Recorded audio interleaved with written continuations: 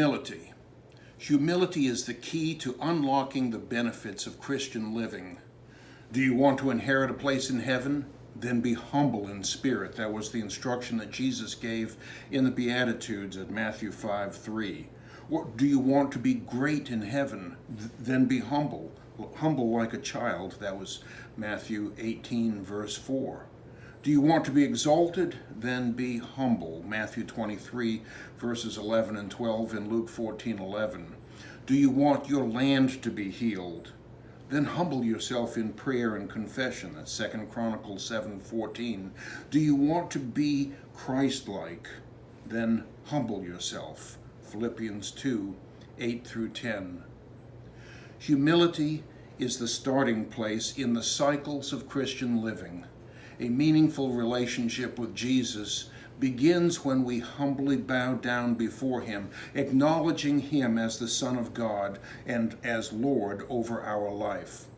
If we approach Jesus simply as a fellow human being who was a great philosopher or a prophet, then we have missed the opportunity to accept him as Lord over our life and Redeemer of our soul. When we are puffed up with an attitude of self-reliance or self-importance, we are missing the narrow path that leads to life. See Matthew 7, verses 13 and 14. Our Christian walk occurs in cycles, usually brought on by the challenges we face. The prophet Jeremiah described these cycles as being on a potter's wheel. See Jeremiah 18, verses 1 through 12. He recognized that when the Israelites were humble and obedient to God, they were built up. And when they were full of themselves, seeking their own ways in the world, then they came crashing down. Life on earth can be best understood in cycles. Cycles represented by the humility wheel. Let me show you.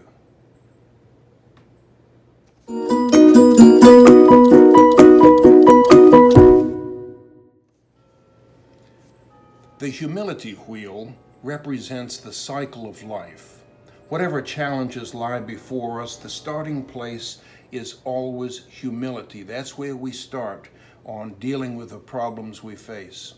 The prophet Micah answered the question, so what does the Lord require of you? God requires that we act justly, love mercy, and walk humbly with our God. That's Micah 6:8.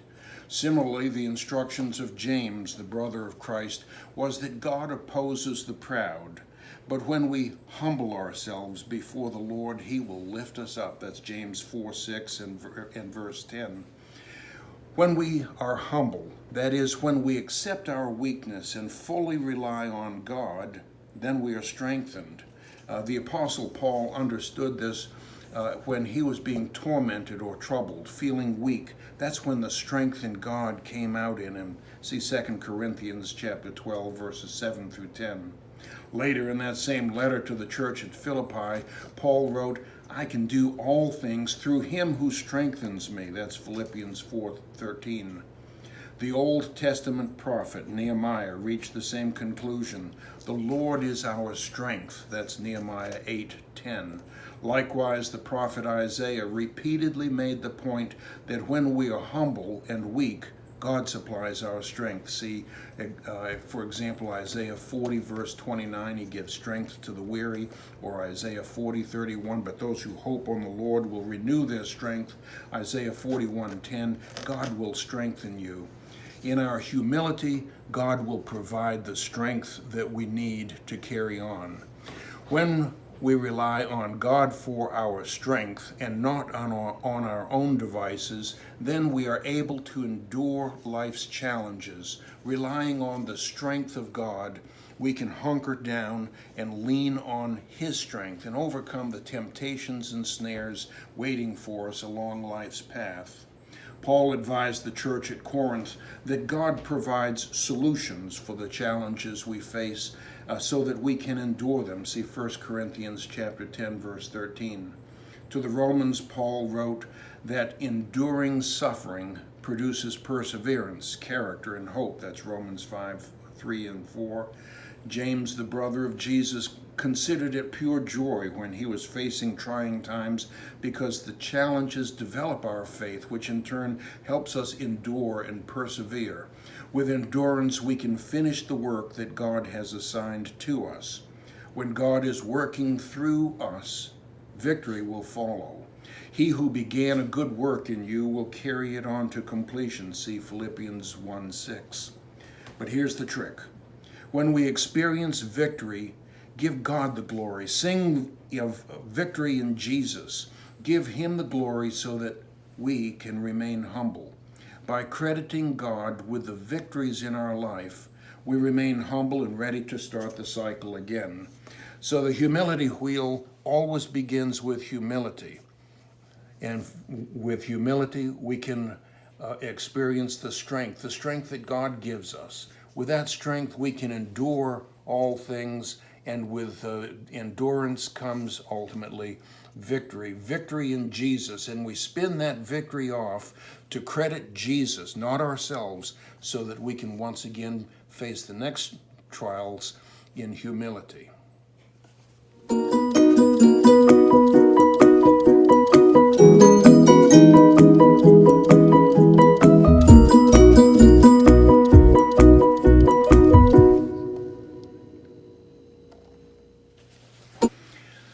If we claim the victory for ourselves, not giving credit to God, then pride sets in, leading us to the fall.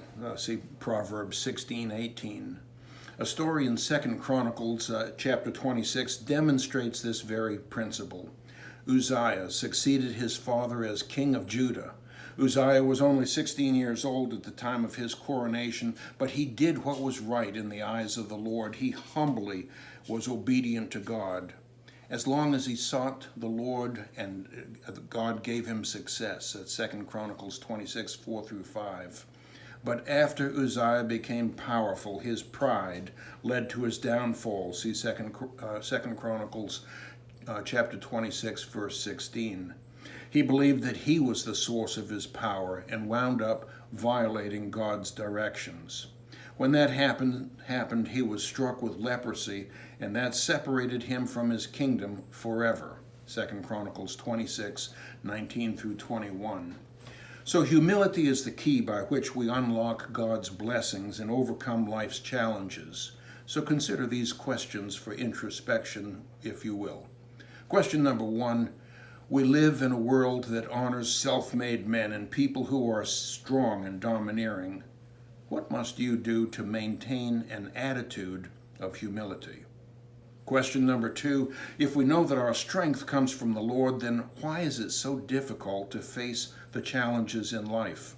Here's a hint. My old friend Anne McGrady welcomed challenges in life. She would rub her hands together and exclaim, "I can't wait to see how God handles this problem." Question number 3, when we receive a promotion or recognition for a job well done, what is it that blocks you from openly giving credit to God for that very success? The Gospel of Luke records a parable of Jesus in which 2 men entered the temple to pray.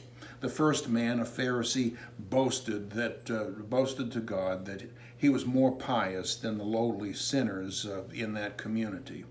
But the second man was a tax collector, and he humbly confessed his wrongdoing, bowing in low submission to God. Jesus summarized the parable with this, quote, "I tell you, this man, the humble, repentant tax collector, went down to his home justified, unlike the boastful Pharisee. For all who exalt themselves will be humbled, but all who humble themselves will be exalted." That's Luke 18, verses 9 through 14.